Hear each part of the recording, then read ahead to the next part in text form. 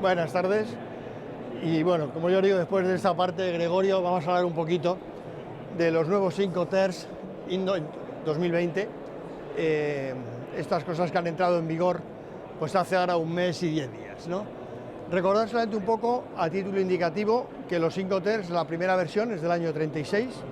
Ha habido actualizaciones posteriores, 53, 67, 76 y ya desde el año 80 se están haciendo cada 10 años. La última ha entrado en vigor este pasado 1 de enero. Recordar también que todos los Incoters, todas las publicaciones son válidas. Es decir, la Cámara de Comercio nunca deroga una publicación suya, jamás. Lo que pasa es que si nosotros queremos trabajar, por ejemplo, sobre el Incoter del año 2000, que planteaba una transmisión del riesgo diferente al momento en el que el riesgo se pasaba del vendedor al comprador, pues tendríamos que especificar en nuestro contrato Incoter 2000. Entonces, con Incoter 2000 ya sabríamos que si ocurre un conflicto, FOB 2000, ya sabríamos que la resolución del conflicto se haría en base a lo que decía esa versión de los Incoters. Incluso podríamos trabajar con Incoters que han desaparecido a través de los años, como el FOT, que desapareció en 1990. Bueno, pues no hay problema. Si yo quiero poner Incoter FOT Free on Track 1980, pues trabajo con él, ¿no? Otra cosa es que lo normal será que trabajemos con las últimas versiones. Recordad también siempre, no son obligatorios. El Incoter es una regla que emana de la Cámara de Comercio Internacional. Y la Cámara de Comercio Internacional, en contra de lo que mucha gente piensa, es una organización privada. Es la mayor organización mundial de empresas privadas. Es decir, nada público. Con lo cual, evidentemente, al ser una regla privada, no tiene fuerza de ley. Es decir, la fuerza de ley que se le crea al Incoter viene simplemente porque las partes la incluyan en sus contratos. Si no la incluyen en los contratos, el Incoter no vale para nada, y de hecho no hay obligación. Mucha gente dice, Antonio, ¿hay que meterlos? Digo, no. Lo que pasa es que el Incoter tiene una ventaja, con 3 letritas te defines exactamente cuáles son las obligaciones de compradores y vendedores. Si tú, en vez de querer utilizar esas 3 letras, quieres poner 2 folios diciendo, usted comprador, usted va a hacer esto, y va a pagar esto y esto, y usted vendedor va a hacer esto y esto, y va a pagar, lo hacéis y es exactamente igual. Es decir, no hay ninguna obligación, evidentemente, de utilizarlos. ¿Qué señalan? ¿Para qué nos sirven de entrada? Básicamente son obligaciones de carga y descarga. Momento crítico, ¿cuándo se transmiten los riesgos? Ese es el punto crítico en el Incoter. ¿Y cuándo se transmiten los riesgos? Cuando se produce la entrega. Recordar que para un Incoter, la entrega, nosotros cuando hablamos de entrega, lo tomamos casi como una entrega física de una parte a otra. Eso en el Incoter no existe. ¿Por qué? Porque muchas veces las partes están separadas por 15.000 kilómetros. Es decir, que realmente no es el vendedor el que entrega físicamente la mercancía al comprador. ¿A quién la entregamos? Normalmente un transportista. Esa entrega es la que a nivel de Incoter define el momento de la transmisión del riesgo. Es decir, la palabra entrega hay que entenderla en ese contexto. ¿Quién debe asumir el transporte principal? ¿Quién asume los secundarios? ¿Quién debe asegurar la mercancía? Pues sabéis que en los Incoters solamente hay 2 Incoters que obligan a asegurar la mercancía. ¿Quién, por supuesto, tiene toda la obligación de los despachos de aduana, de exportación, importación? Y recordar que solamente se aplican a mercancías. Lamentablemente, pues no se aplican como a los intangibles, a los servicios. Muchas veces, realmente porque a veces los servicios, como yo digo muchas veces, son siempre, aunque se exporten servicios, pero son la parte negra de la exportación. Parece que la exportación de servicios no se tiene en cuenta. Que me parece bien exportar naranjas, pero cuando un tipo exporta ideas, creo que también se le debe dar el mismo tratamiento en lo que se refiere a IVA y demás, y no se le da. Pero bueno, eso ni se ha dado de hace 100 años ni se va a dar, ¿no? ¿Para qué no valen? De entrada tenemos que tener en cuenta que el Incoter ni es un contrato de compraventa ni un sustituto del contrato de compraventa. Es decir, es una parte del contrato de compraventa. Son muy generales, pueden valer para enviar 5 palés de frutas frescas o 5 palés de material electrónico o 200 ovejas de ganado metidas en un buque. Es decir, precisamente porque son tremendamente asépticos, no se concentran en nada especial. ¿Qué es lo que no tratan? No tratan si hay o no hay un contrato de compraventa. No tratan sobre especificaciones de las mercancías vendidas. Es que me han enviado los coches con las ruedas cuadradas. ¿Qué quiere que le diga? Para eso tiene el contrato. A mí no se me queje. no hablan, aunque sí entran en conflicto en muchas ocasiones, con los medios de pago. Eso ya habla de decir, el Incoterm, por ejemplo, y el crédito documentario, pues en algunas ocasiones no se puede decir que sean expresamente, excepcionalmente amigos, ¿no? Eso hay que tenerlo siempre muy en cuenta. No se preocupan por si hay recursos por incumplimiento de contrato, por demoras en el transporte de la mercancía, si hay sanciones comerciales, imposición de aranceles, que es un tema que hay que tener en cuenta. Porque claro, ustedes deciden trabajar con un Incoterm DDP, en donde el exportador paga hasta los aranceles de importación, resulta que hacemos un contrato para una exportación de naranjas a Japón, en la que damos por hecho que el arancel japonés sobre las naranjas españolas es del 10%, pero claro, las naranjas todavía ni han empezado a florecer. Y cuando las enviamos, DDP, resulta que yo, vendedor, que tengo que pagar todo, al llegar a Japón, me encuentro con que los japoneses han decidido aumentar el arancel sobre las naranjas japonesas del 10 al 25%. Adiós a mi margen comercial, porque claro, eso me aplicará eso y me repercutirá el IVA, que también lo paga el vendedor. Eso, el Incoterm no se ve afectado por ello en absoluto. No se ve afectado por las prohibiciones de exportación, importación, casos de fuerza mayor, derechos de propiedad intelectual y sobre todo, y en esto la Cámara es muy insistente, por favor, recordar que el Incoterm no transmite la propiedad de las mercancías. Hay una tendencia entre las partes a pensar que en los Incoterms en los que el comprador se ocupa de la mayor parte de del transporte, que la mercancía es suya. No, en el castellano es muy claro. Tenemos que distinguir claramente entre la posesión y la propiedad. El Incoterm lo que transmite es la posesión. La propiedad se transmite cuando se paga. Por poner un ejemplo muy claro, usted imagínese que es un comprador de maquinaria de construcción, yo soy el vendedor. Generalmente no es maquinaria que se pague a la vista, generalmente es una maquinaria que a lo mejor se paga a 5 años. Evidentemente, usted y yo hemos acordado que bueno, me va a dar unas letras de cambio, lo que sea, Antonio, te la voy a pagar en 5 años, ¿vale? Y yo le paso a usted la mercancía, la maquinaria, porque a usted la necesita para generar caja. ¿La mercancía es suya? No, es mía. ¿No? ¿Eso se puede incluir en el contrato? Claro, a eso hay las cláusulas de reserva de dominio, que muchas veces se obvian. Hay que incluir las cláusulas de reserva de dominio. El Incoterm no transmite la propiedad, pero precisamente para no dar equivocaciones, que da muchos derechos, no, si ya es mío, no es suyo. Usted tiene la posesión, punto. Nunca la propiedad. Y muchas veces te insisten, yo conozco a alguien que dice, no, pero es que el Incoterm ya te transmite. No, lo deja además claramente en la introducción. No transmiten la propiedad, para nada. Bien, y ahora ya pues nos encontramos con los Incoterms que acabamos de publicar. Bueno, sobre esto, si ustedes están un poco en esta actividad del comercio internacional, probablemente durante el último año hayan leído de todo. La gente tiene que escribir mucho en los blogs, ¿no? Con lo cual pues escriben todas las tonterías que se le puede ocurrir. Iban a aparecer 20 Incoterms nuevos, iban a desaparecer 19, digo, está raro porque solo había 11, ¿no? Pero bueno, ¿no? Se escribía absolutamente de todo, ¿no? Evidentemente pues hay que rellenar. Yo tengo hasta un archivo de las cosas que se han dicho, ¿no? No les voy a escribir porque me parece ofensivo, ¿no?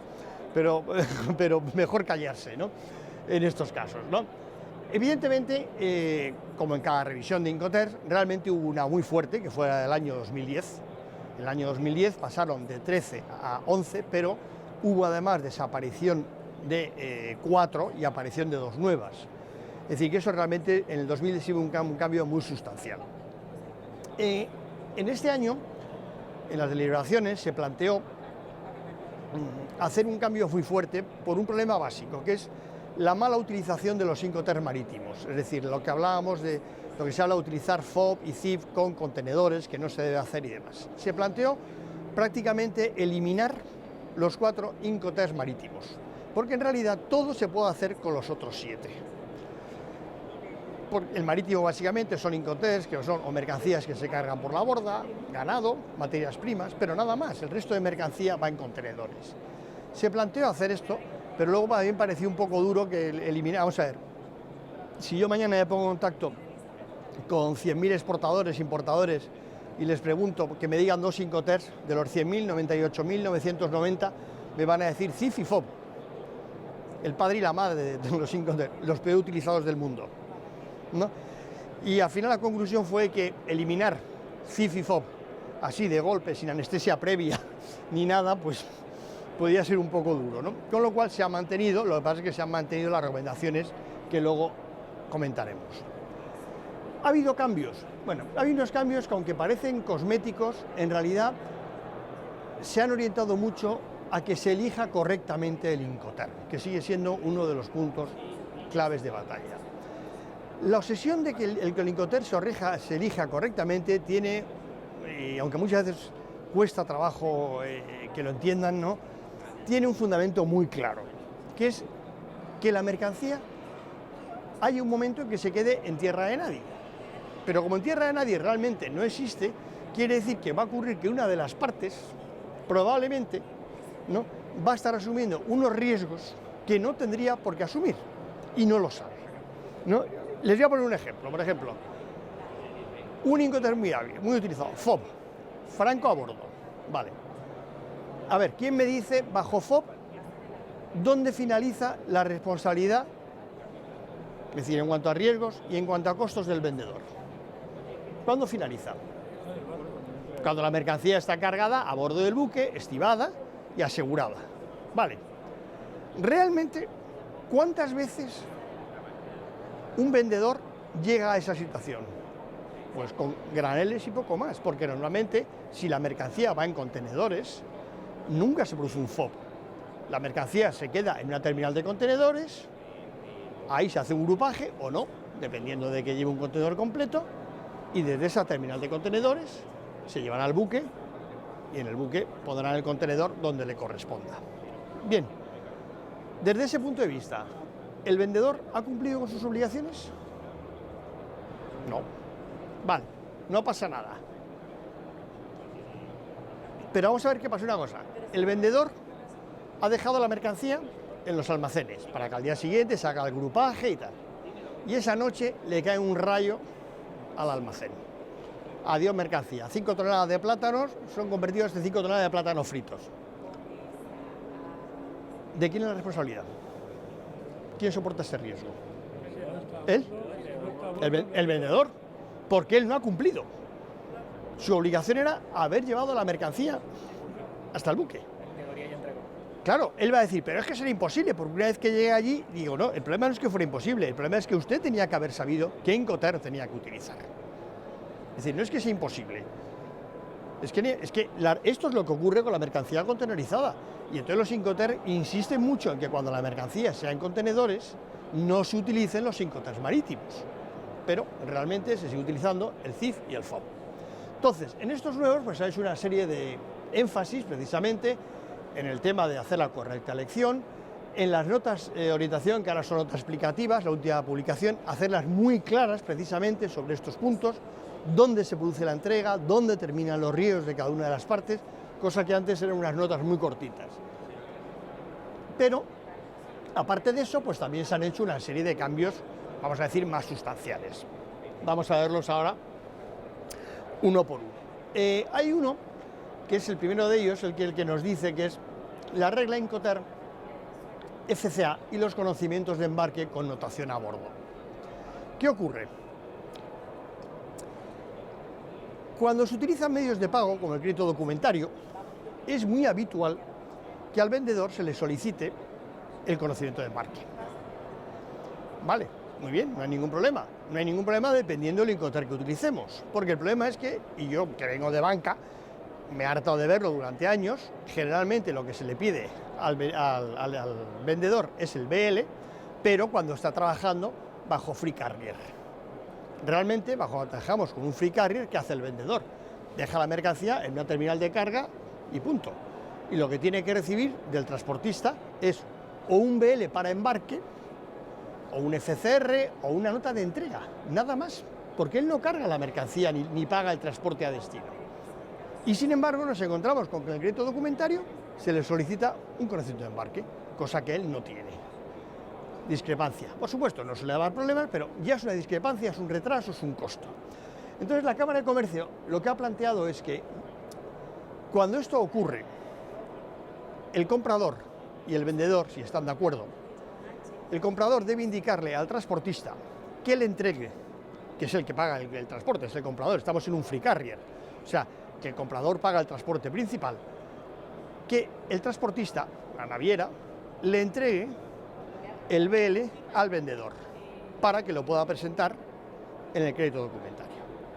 Así dicho, suena muy bonito, pero claro, esto requiere que el transportista acceda.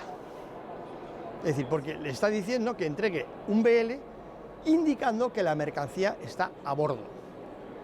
Si esto ocurre, por ejemplo, cuando la mercancía se ha llevado ya, por ejemplo, yo vendedor la he llevado al puerto de Valencia, la he dejado en una terminal, free carrier, y allí la naviera, el transitario, ha agarrado la mercancía, la ha cargado en el buque, en el mismo puerto, y me ha dado el BL indicando mercancía cargada a bordo, bueno, pues no parece que sea una gran tragedia, aunque la naviera tiene que aceptarlo. Pero claro, lo que nos están diciendo es que esto mismo se aplica si yo la mercancía la dejo en una terminal en Madrid y lo que va a hacer el transportista es un BL, un documento de transporte combinado, que la va a agarrar la mercancía en Madrid, la va a meter en un camión, se la va a llevar al puerto de Valencia, la va a cargar en Valencia y se la va a llevar a China, donde se la lleve. Pero es que en Madrid lo que le están diciendo al transportista, a usted, por ejemplo, es, oiga, en el momento en que Antonio le entregue la mercancía en Madrid, usted le entrega ya un BL, bueno, un multimodal, con mercancía cargada a bordo. A que a usted eso le puede dar un poquito de... decir, hombre, que me faltan muchos kilómetros. Yo, a que pedirías un disclaimer, diría, bueno, oye, vale, lo hago, pero yo quiero que aquí alguien me firme que si pasa algo de aquí a allí, yo no tengo culpa, ni arte, ni parte, ¿no? Entonces esto es ha sido una solución un poco salomónica. Yo no tengo muy claro que vaya a ser triunfal, honestamente, para que no nos vamos a engañar, ¿no? Pero bueno, está ahí y evidentemente, pues digamos, está tratando de solucionar un problema que se plantea con frecuencia con los medios de pago documentarios. Bueno, ¿qué otros cambios ha habido en el seguro? En el seguro, tradicionalmente, solamente hay dos Incoterms que reclaman seguro, que son el CIF y el CIP, y lo que decían era que el vendedor debe contratar un seguro a favor del comprador, cubriendo el 110% del valor CIF o CIP de las mercancías. Vale. Pero ¿qué cobertura? Lo que nos decían las reglas era que tenía que ser conforme a la cláusula C del Instituto de Aseguradores de Londres. La cláusula C es cobertura mínima, cubre muy poquitas cosas.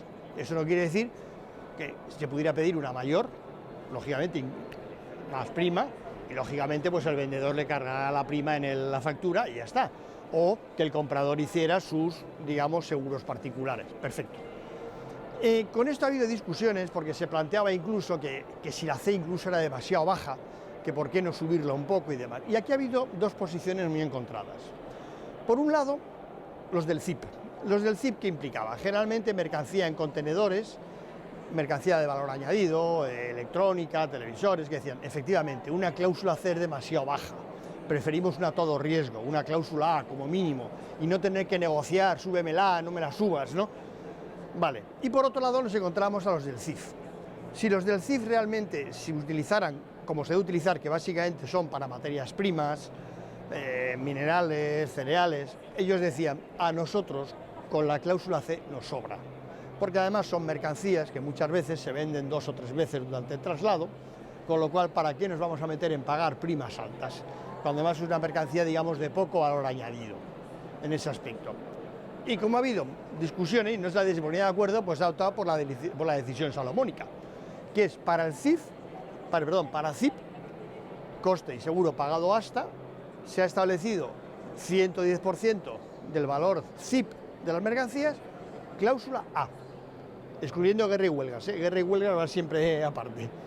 Y para el CIF se ha quedado como estaba, se ha quedado cláusula C, permitiendo por supuesto siempre que las partes puedan incrementar la cobertura a una cláusula B, a una cláusula A, más guerra y huelgas, a lo que ellos quieran, o incrementarla en vez de un 110% a un 400%, con lo cual yo ya sé que usted lo que va a hacer es querer hundir el barco, no si hacemos una póliza del 400% del valor de la mercancía, ¿no? Este ha sido el cambio que ha habido en relación con los seguros. Otro de los cambios que hemos tenido ha sido, digamos, un Incoterm, no lo quiero llamar nuevo, realmente ha sido un poco cambio de letras, de acrónimo. ¿A qué me refiero?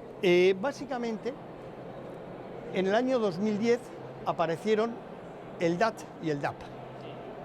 DAT era entrega en terminal, pero la propia cámara, cuando en la propia publicación, que lamentablemente no se compra con frecuencia, lo cual es un pequeño error, indicaba que una terminal podía ser cualquier lugar, al aire libre o no. Es decir, que una terminal podía ser al costado del buque, una terminal podía ser un almacén, una terminal podía ser un descampado al aire libre, cualquier cosa podía ser una terminal. Pero al no comprar la publicación, que es lo que ocurre, la gente con lo que se queda es entrega en terminal y se queda con la palabrita terminal. Y parece ser que se daba por hecho que DAT implicaba única y exclusivamente una entrega en una terminal, cosa que no era cierto. Entonces, precisamente para evitar ese malentendido, que no existía en las reglas, pero sí existía en la mente, lo que se ha optado es hacer lo siguiente. En el anterior, en el 2010, el orden era DAT y DAP. Y ahora, primero se ha cambiado el orden, se ha colocado DAP antes. DAP es un Incoterm multiuso, entregada en lugar, mercancía sin descargar. Es decir, que un DAP puede servir tanto para una mercancía sin descargar a bordo de un buque, como puede ser para una mercancía sin descargar a bordo de un camión, o puede ser, que luego ya sabemos que es muy difícil, una mercancía sin descargar a bordo de una aeronave. Es mercancía sin descargar. Y lo que se ha hecho con DAT es cambiarle y denominarlo DPU.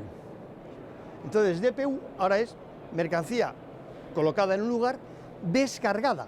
Es el único de los 11 Incoterms que tiene la obligación de que el vendedor descargue la mercancía.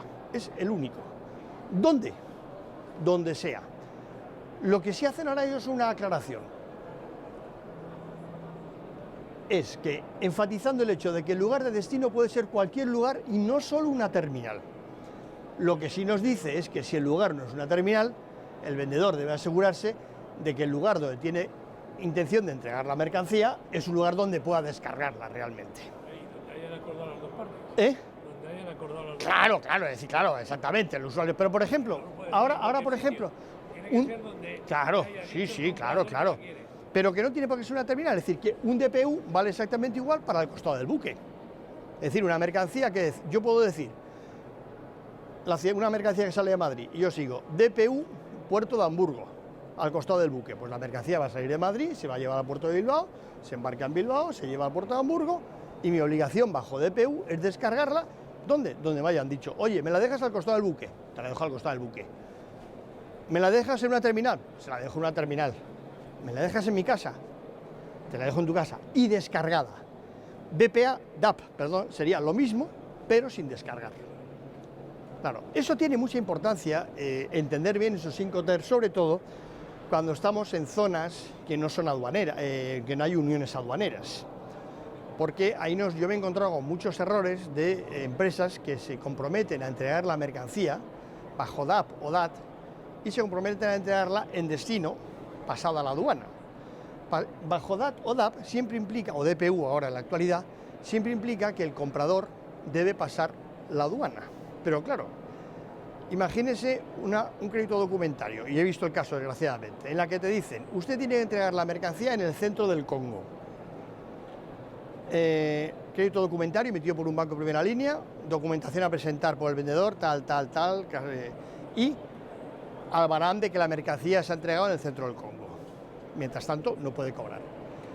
La empresa llega, baja por todo el océano, consigue llegar sin que le ataquen los piratas en Somalia, llega a Tanzania, desembarca la mercancía, la mete en camiones, la lleva al Congo y cuando llega a la frontera del Congo, la mercancía ya bloqueada 3 meses ahí. En teoría, según los Incoterms, en teoría, esos costos son responsabilidad del comprador, esa es la teoría. Cuando una mercancía se queda bloqueada en aduana, le aseguro que a por quien se tiran es a por el que la ha dejado allí, que es el vendedor, no a por el comprador, porque si el comprador desaparece, adiós muy buenas. Claro, entonces aquello fue un desastre, una pérdida monstruosa de dinero y me decían, Antonio, es que no podemos hacer otra cosa. Digo, ¿por qué? Porque el tío nos exigió que la mercancía tenía que entregarse en sus locales en el centro del Congo. Digo, ya, había una connivencia entre la aduana y el tipo y al final se han perdido 800.000 euros. Y ya, ¿pero qué podíamos haber hecho? Digo, pues mira, lo mismo que habéis hecho. Era un DAP, pero mira, en vez de entregar en el centro del Congo, haber entregado justo antes de la aduana. ¿Antes De la aduana. Porque al llegar a la aduana, os hubieran dado que la mercancía se ha dejado ahí y os hubieran dado un papelito. Y ese era el documento que os tenía que haber pedido el crédito documentario. Y dice, ya Antonio, pero es que el tipo seguía insistiendo que la quería en el centro del Congo. Y digo, pues muy fácil. Hacer 2 contratos, tú le llamas y dice, mire usted, la mercancía aquí, en la aduana, usted la despacha y cuando esté despachada, me llama, yo meto mis camiones y por $5.000 más le llevo la mercancía a donde me diga. Dice, ahí va, y no se nos había ocurrido. Digo, ya, y os ha costado 800.000 euros. Os hubiera cobrado menos por el consejo. A lo mejor hasta con unas gambas me hubiera ido contento. No, fíjate tú, ¿no? Es decir, hay que entender muy bien en el Incoterm exactamente hasta dónde se llega la responsabilidad y tener también en cuenta un poco los usos comerciales, ¿no? Es decir, sobre todo cuando hay aduanas que pueden ser conflictivas. Ustedes quizá hayan sufrido que los costos de almacenamiento en aduanas son brutales. Muchas veces vemos esos contenedores que se subastan. ¿Por qué? Porque no se soportan los gastos. Cuando alguien no paga, un contenedor normalmente si es de bienes perecederos se subasta en 5 días y si no, pues depende de la normativa portuaria, pero no más de 4 o 5 semanas. Porque hay veces que, claro, dice, ha llegado allí, se ha bloqueado, un contenedor está costando 5 o 10.000 dólares diarios, la gente desaparece, dice, ¿qué hago? ¿Repatriarlo? Menudo follón. Y si está en una aduana conflictiva, más follón todavía. Ahí se queda. Ese es el gran cambio que ha habido. Luego, dentro de las obligaciones, bueno, estas eran las que había prácticamente los 2010, se han reordenado un poco, básicamente. Por ejemplo, antes los gastos se repartían entre varias obligaciones, ahora, por ejemplo, pues todos los gastos se han incluido en el apartado A9, los gastos que corresponden al vendedor para cada Incoterm y los gastos que corresponden al comprador para cada Incoterm también. Y estos han sido, a grandes rasgos, los grandes cambios que ha habido en los Incoterm. No han sido demasiados. Y no lo han sido porque, desgraciadamente, siguen sin utilizarse bien los otros. Es decir, realmente pues, seguimos con conflictos permanentes. Mire, para que se haga una idea, solamente a efectos de crédito documentario, que es un instrumento habitual en el comercio internacional, el año pasado, en la reunión de la Cámara de Comercio Internacional, se descorchó una botella de champán porque el porcentaje de presentaciones incorrectas de documentos ha bajado. Y ha bajado del 70 al 69%. O sea, sigue siendo un desastre. Y muchos de los errores vienen precisamente de esta mala utilización. Es decir, no se olviden que el Incoterm debe elegirse siempre con el objetivo de maximizar beneficio. Lo deben elegir profesionales. Deben de tener muy claro en los contratos, como usted ha comentado, sobre las cláusulas de reserva de dominio, es decir, de transferencia de las mercancías. Deben indicarse cuanto más claro mejor, por supuesto indicar la versión y cuanto mejor indiquemos el punto de entrega es más fácil. A veces yo me encuentro con que te dicen Free Carrier Madrid, pero es que Madrid es muy grande. Claro, a mí cuando me dicen CPT Puerto de Rotterdam, dime algo más, porque el puerto de Rotterdam tiene 40 kilómetros de punta a punta. Si a mí me dice el puerto de Rotterdam, yo te lo dejo a la entrada. Y dice, hombre, pero Antonio, es que luego llevarlo de la entrada resulta que el buque mío que estaba al final, 40 kilómetros me cuesta un montón de dinero. Digo, muy bien, haberlo dicho. Haberme dicho dónde. Es decir, seamos lo más claros posible en los puntos de entrega. A veces no nos damos cuenta, pensamos que todo se hace en un pueblecito, ¿no? Es decir, las distancias pueden ser auténticamente grandes.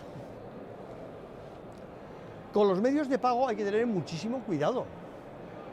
El crédito documentario, por ejemplo, es un Incoterm que es bastante bueno, desde el punto de vista, es un medio de pago bastante bueno, generalmente para los Incoterms del grupo C.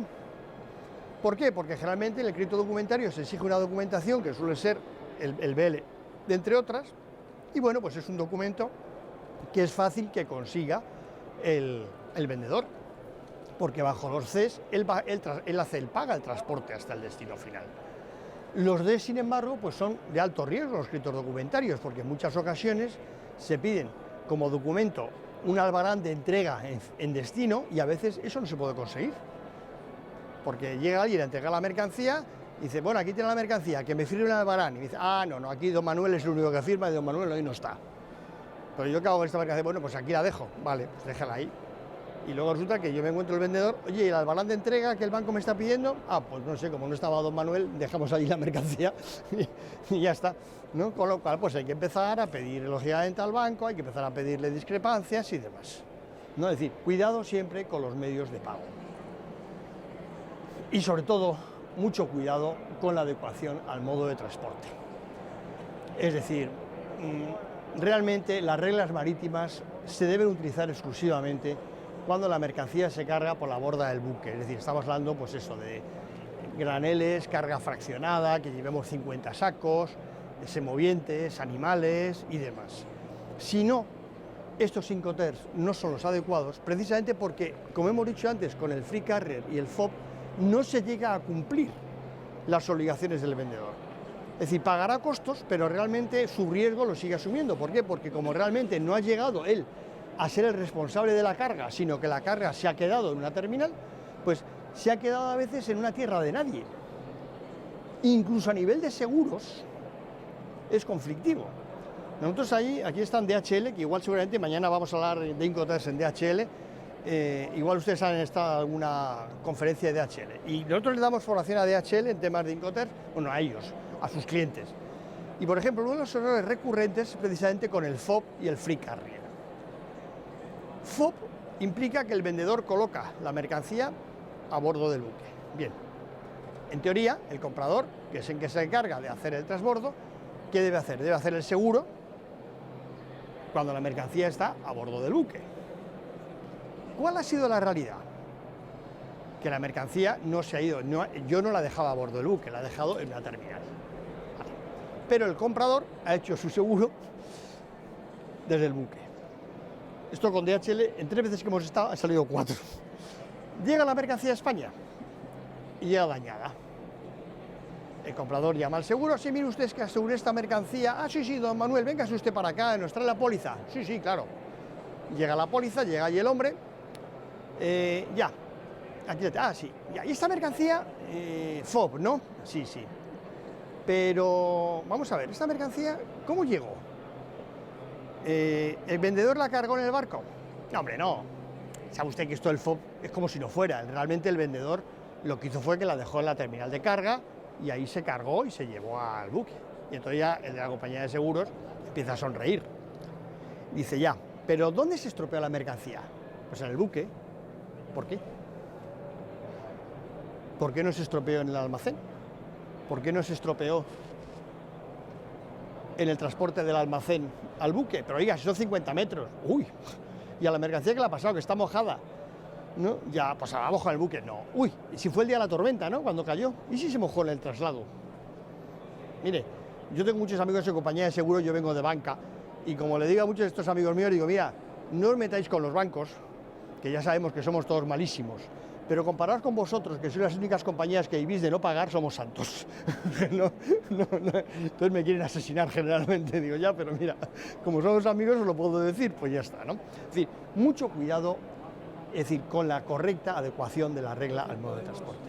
Podemos determinar que si la mercancía viaja en container, polivalentes. Exactamente. Si no, marítimos. Si se carga por la borda, marítimo.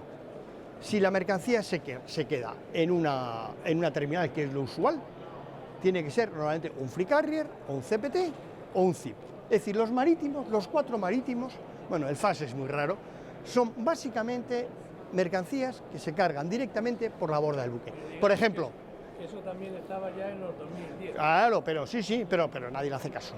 Por ejemplo, evidentemente, un CIF es por ejemplo, pues efectivamente, imagínese que usted lleva una maquinaria muy pesada, efectivamente eso no va en un contenedor, eso se lleva al costado del buque y con la grúa del buque se mete dentro. Bueno, pues eso es un FOB o un ZIP claramente. O, pues eso, en distancias cortas, 50 sacos que, bueno, pues van del puerto de Valencia al puerto de Barcelona. Bueno, pues efectivamente esos sacos se llevan al costado del buque y se cargan o con la grúa o se cargan a hombros. O 500 ovejas. También depende de la negociación, porque yo a lo mejor comprador no quiero que me venda FCA y quiero FOB. Claro, me pero, interesa. pero sí, pero entonces, claro, pero como yo sea el vendedor, no, te voy a decir, mira, yo no puedo llegar ahí, te lo voy a dejar aquí y yo no voy a asumir ese riesgo. Es decir, el tema en esto siempre es la negociación entre las partes. El problema es que cuando las partes, ambas partes lo desconocen, pues claro, es donde se produce. El problema, sí, como yo digo, me dice Antonio, tú es que eres muy gafe, ¿no? Porque estas cosas nunca pasan. Digo, perdón, nunca pasan hasta que pasan. Y pasan.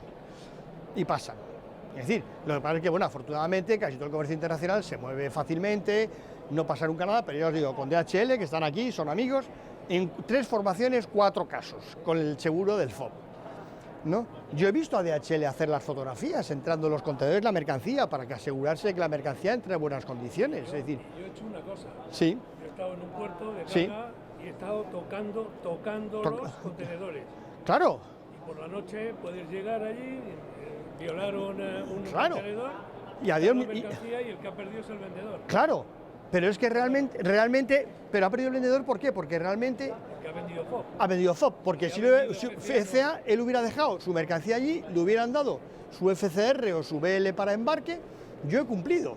Y tú ya como comprador eres el responsable, pero en este caso, como la mercancía no está a bordo, es lo que hemos dicho antes, yo te he puesto el caso que le cayera un rayo, me da igual, pero bueno, como dices tú, que se abra un contenedor, vamos, pues se me pueden ocurrir 50.000 cosas, ¿no? Que no es que los sistemas de seguridad que hay en los puertos... Que son no, mínimos, claro, y además dependiendo, y hay puertos en los que, bueno, que se puede entrar bueno, y no bueno, te dicen nada. entrar, salir, yo siempre digo que si enviáis mercancía a Puerto de Lagos en Nigeria, más te vale estar cuando llegue el barco, porque como llegues media hora más tarde que el barco, olvídate de la mercancía, vamos, es decir, eso ya no lo has visto, pero vamos, por los siglos de los siglos, ¿no? Es decir, hay puertos y puertos, ¿no? Es decir, pero como dices tú, la inseguridad es elevadísima, ¿no?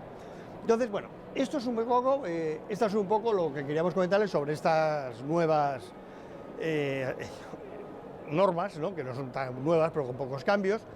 Nosotros sí lo que le recomendamos es eso, por favor, es que háganlo, compren. Nosotros aquí, bueno, nosotros somos Cámara de Comercio Internacional y Comes Campus, estamos juntos, damos mucha formación sobre Incoterms. De hecho, anteayer ha empezado un curso, ¿no?, de Incoterms online, ¿no? Y además es muy divertido, porque generalmente se te meten bancos, se te meten alguna compañía de seguros y se te meten empresas, con lo cual, como son tutorizados, que hay foros, las peleas son tremendas, ¿no? Y tal. Bueno, pero es bueno que la gente te explique, ¿no? Porque muchas veces, en el fondo, todo lleva razón. Es decir, perdona, yo le digo que la compañía de seguros viven de no pagar, pero seamos serios, esa compañía de seguros lleva razón, en el fondo. Probablemente todos sabemos que la mercancía se dañó en el barco, probablemente, pero bueno, pero existe la posibilidad que se hubiera dañado en el otro lado, como dice usted, existe la posibilidad de que alguien hubiera hecho algo en el contenedor. Es decir, no podemos pensar siempre que la compañía es el malo, es la compañía de seguros que quiere no pagar, ¿no? Haberse asegurado usted de dónde tenía que dejar la mercancía y dónde acaba su responsabilidad. No podemos pensar que siempre la culpa va a ser el otro, ¿no? Pasa con el CIF y el CIP.